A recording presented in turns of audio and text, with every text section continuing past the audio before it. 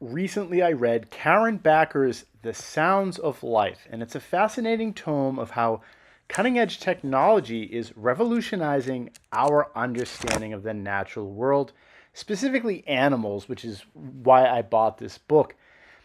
And she masterfully blends science and storytelling, revealing tools like bioacoustics, certainly AI, and how they are uncovering the hidden languages of animals and ecosystems. Rhythmic songs of whales, forest humming, really cool stuff. It was a fascinating read if you like animals and nature. I recommend this. I'm going to put an affiliate link to buy it in the description.